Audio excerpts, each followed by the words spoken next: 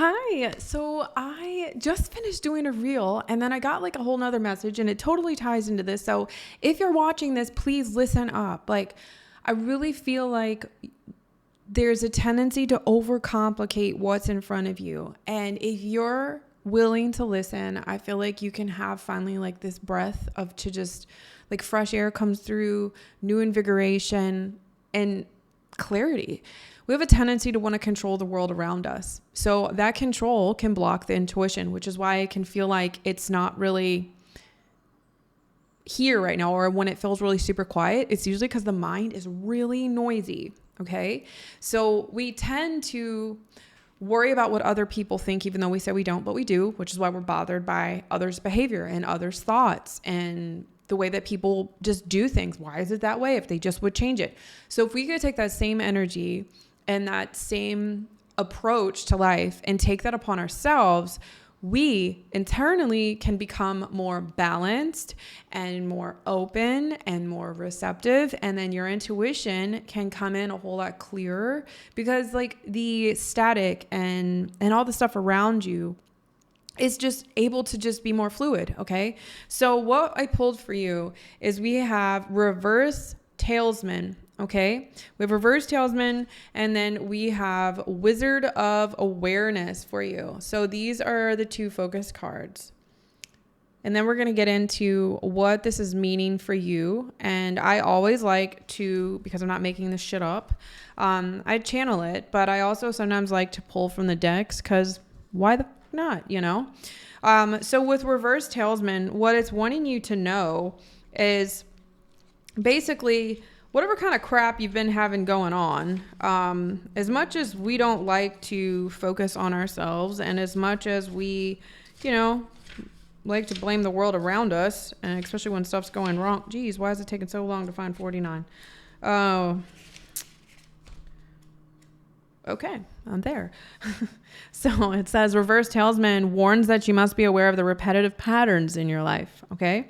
Sometimes the things that feel most familiar carry with them reminders of what you don't want to experience again. Yet here you are, faced with an important choice, and you can move forward cautiously, or you can look for another path that'll take you in a new direction. I will actually have this as a follow-up as soon as this video ends with my previous message. It literally talked about finding a new lens, like a new direction to look at. So this will probably coincide for you if you haven't seen that already. I literally just lost the page I was on. Okay. Okay. Yeah. Here you are faced with an important choice. You can move forward cautiously, or you can look for another path that'll take you in a new direction. Consider this.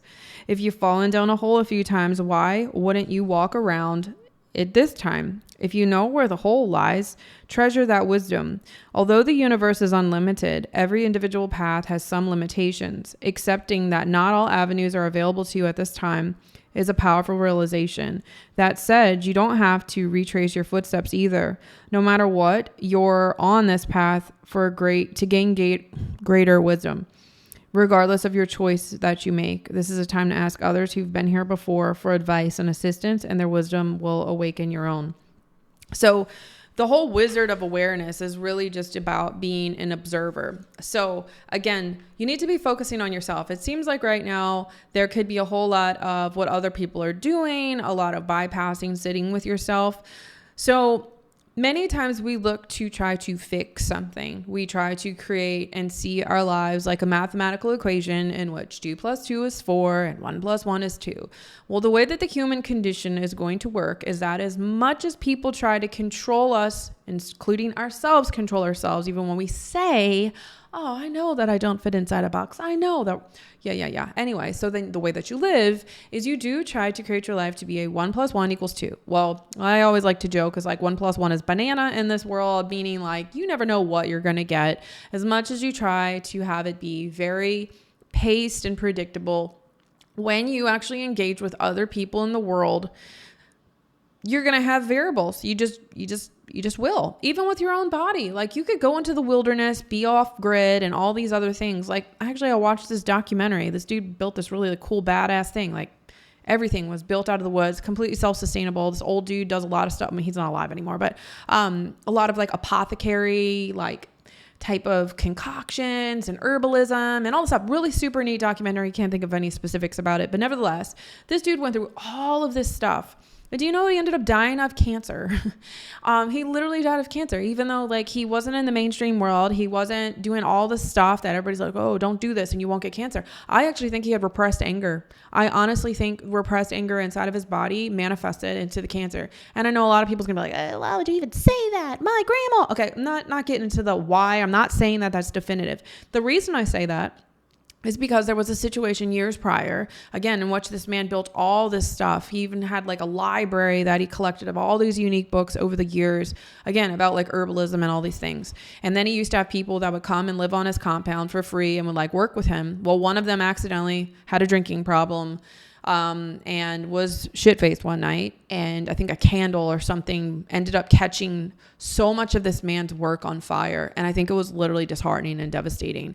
And that never healed inside of his body. Like he never really dealt with it. So it's kind of gone a little off key, maybe a little larger than maybe where we're really wanting to go today. But sometimes when we take something outside, you can gain a more finite perspective of what's going on for you. So going back into this, a lot of the times you'll notice my reads that come for you is going to be about self-responsibility. So my channel isn't an airy fairy, let me like lead you on your way and have you not actually create change into your life and not have something happen. Let's just lead you on. And then you just still end up in the same exact freaking spot that you've been in or completely frustrated over and over again. So this is about getting out of that frustration.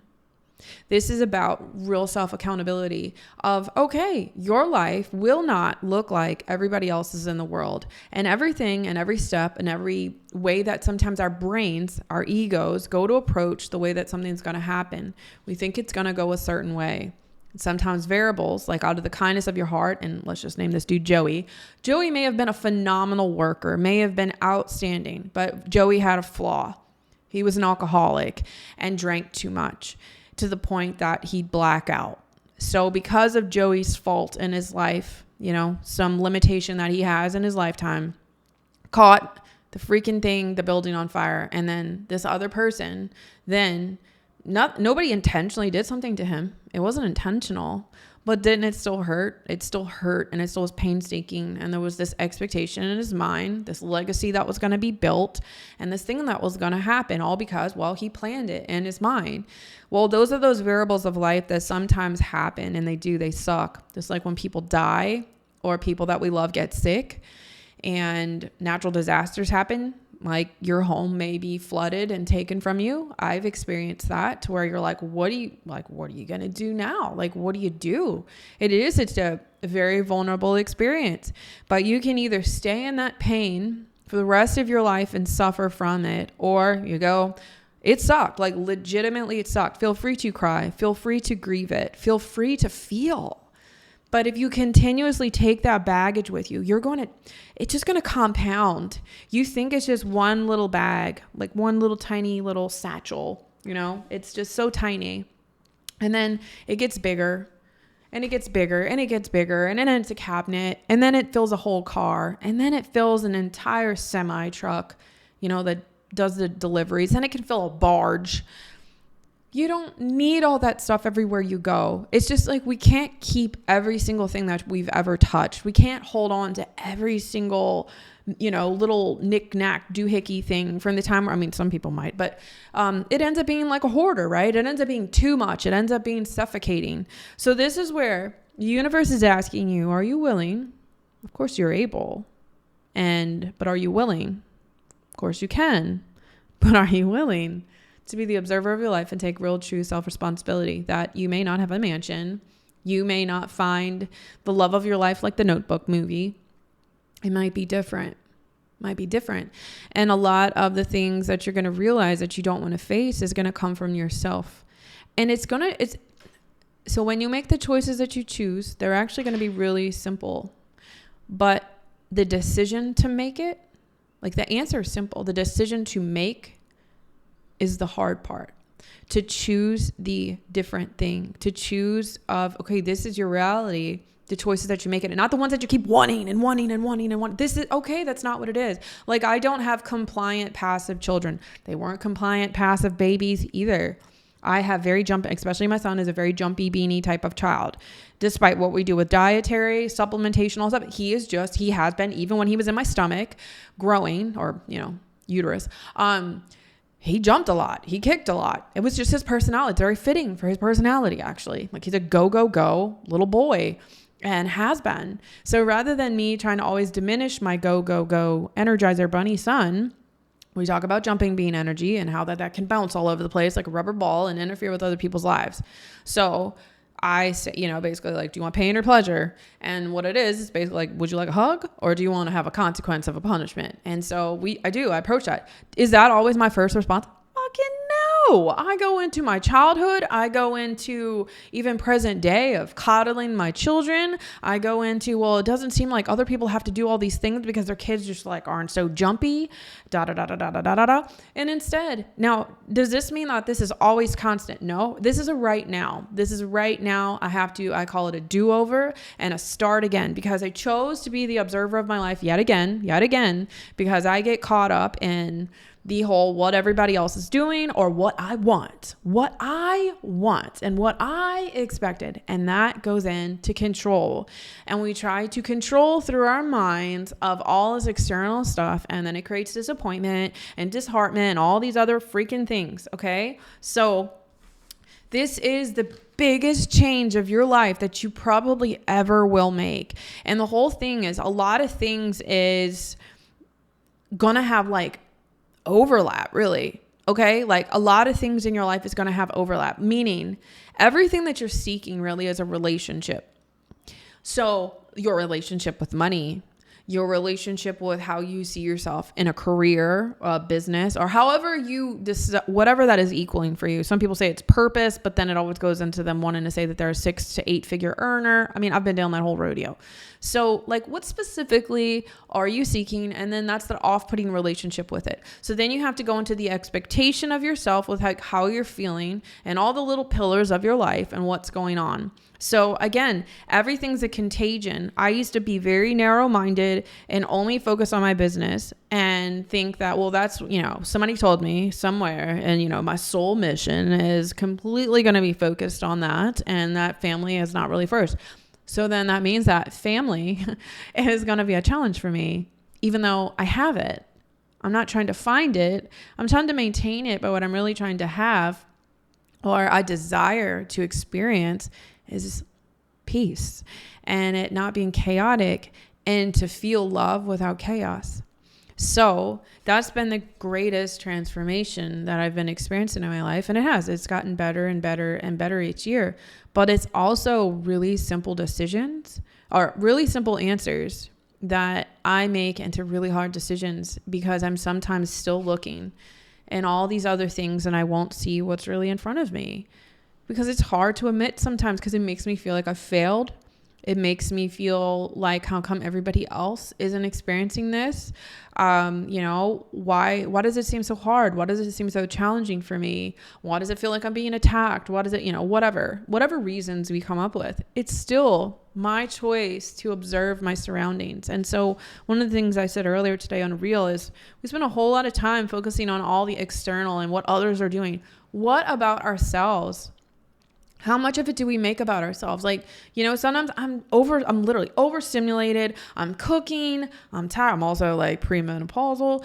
And then like, my husband will just say something as if nothing else is going, like the world is calm and still. And then I'm just like, what? Like, and it's absolutely nothing personal. Like, I'm just in my head, trying to cook whatever I'm doing, and hearing my kids being like bouncing balls. And I'll just say something. She's like, oh, did you have to talk to me in that tone? I'm like, and then the second my brain's like, what? Like, what are you even talking about? Like, hold on, I got to even like register what just happened, because he takes everything so personally, and he has a tendency to take a 10. Like, you could have a day that's been a 10, but then one little small thing happens, and then his whole day was bad. So he used to use the expression with me. He's like, well, you tell me this. You have a whole box of cereal. That's a 10. And then you got some shit in it. Shit in the box of, Cheerios. Would you say that the Cheerios are ruined? And I said, yeah, but that's still a moment. That's not a lifetime. It's a moment. Throw the Cheerios out. You still get the whole day. And so I'm like, rather than seeing that finite thing and making it bigger than what it is, like, I'd rather choose to not. I'd rather be like, okay, that sucks. the Cheerios got some shit in it, literally. So I'm going to toss it. That sucks. No different than something becoming moldy. It sucks. But like everything else is like life is still continuing on. Does that make sense? So again, is how you choose to be the observer of your life. So nevertheless, getting back to Danielle, what did this have to do with our intuition? You just clouded right now a bit, but I feel like if you just take a moment, like even listening to this video more than likely, I feel like you're probably on the brink of clarity, kind of allowing yourself to realize that the identity that you once lived in and this purgatory place that you've been in, like this like holding cell, the reason that it still continues to feel like a holding cell is just that you haven't adapted to this new identity, and you're either been holding on to cynicism, expectation, and then the falsified control of the next steps. And if you're willing to let go, you're going to have the greatest transformation of your life. And then the universe is saying, that's when you'll be able to realize like automatically this has already been happening, but it says trust the niggle. What's the niggle feeling trying to tell you? Meaning like the nudge. What's been nudging you? What's been on the surface? I probably said this every freaking video, but if this is the first time you've ever seen my video, one of the things I'm literally learning to do is softness and kindness. Not that I'm like the fucking Grinch or something. And I'm referring to inside of my home. Like it is not something that is the first thing I do naturally all the time. Sometimes I actually literally have to think about like, I just naturally go sit on a chair. My husband's sitting on the sofa.